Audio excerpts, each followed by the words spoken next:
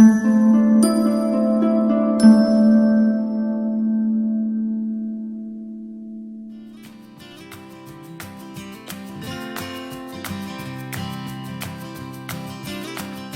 friends, welcome to South Indian Food Court. இன்னைக்கு நம்ம வெண்டைக்காய் சாம்பார் பண்ண போறோம். வாங்க எப்படி பண்ணலாம்னு பார்க்கலாம்.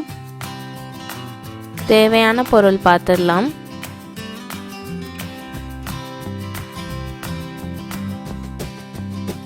வெண்டைக்காய் சாம்பார் பண்ணுறதுக்கு கடாயை வச்சுக்கலாம். கடாய் நல்லா சூடானோடனே 2 ஸ்பூன் அளவுக்கு எண்ணெய் சேர்த்துக்கலாம். எண்ணெய் நல்லா சூடாகட்டும். நான் இப்போ 5 வெண்டைக்காவை இந்த மாதிரி அரிஞ்சு வச்சுருக்கேன். இப்போ வெண்டைக்காவை நம்ம ஃபஸ்ட்டு வதக்கிக்கலாம். அப்போ தான் வெண்டைக்காயில் உள்ள கொலகொலப்புலாம் போகும். சாம்பார்லேயும் சேர்க்கும் போது வாசமாகவும் இருக்கும். வெண்டைக்காயில் உள்ள கொலகொலப்புலாம் போகிற வரைக்கும் நல்லா வதக்கி விட்டுக்கலாம்.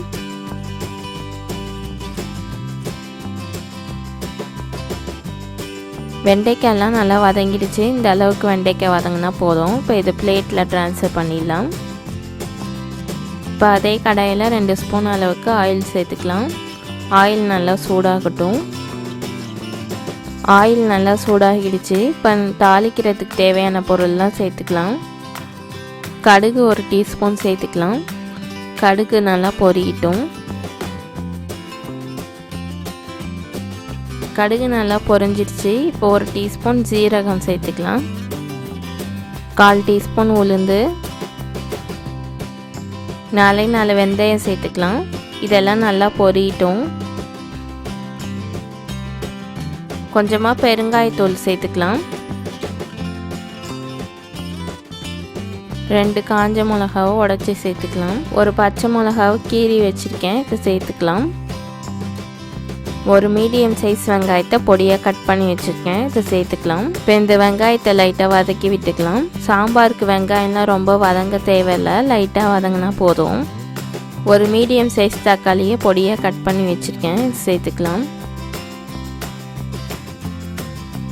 இப்போ இந்த கருவேப்பிலை கொத்தமல்லி சேர்த்துக்கலாம். கொத்தமல்லி வதக்கும் போதே சேர்த்திங்கன்னா நல்லா வாசமாக இருக்கும். இப்போ இதையும் சேர்த்து நல்லா வதக்கி விட்டுக்கலாம்.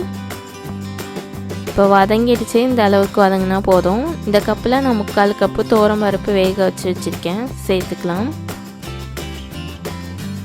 1/2 கப் அளவுக்கு தண்ணி சேர்த்துக்கலாம். 1/2 டீஸ்பூன் அளவு சால்ட் சேர்த்துக்கலாம்.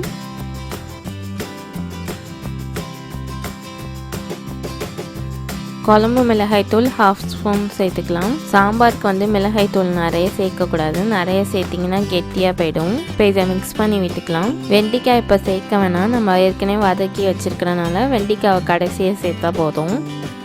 இப்போ மூடி வச்சுலாம் ஒரு 5 நிமிஷம் நல்லா கொதி வரட்டும். இப்போ நல்லா கொதி வந்துடுச்சு. இப்போ வதக்கி வச்சுருக்க வெண்டைக்காவை சேர்த்துக்கலாம். இப்போ இதை மிக்ஸ் பண்ணி விட்டுடலாம். இப்போ பெரிய நெல்லிக்காய் சைஸ் அளவு புளியை கரைச்சி வச்சுருக்கேன், இப்போ இதை சேர்த்துக்கலாம். இப்போ இதை மிக்ஸ் பண்ணி விட்டு மூடி வச்சுலாம், நல்லா கொதி வரட்டும்.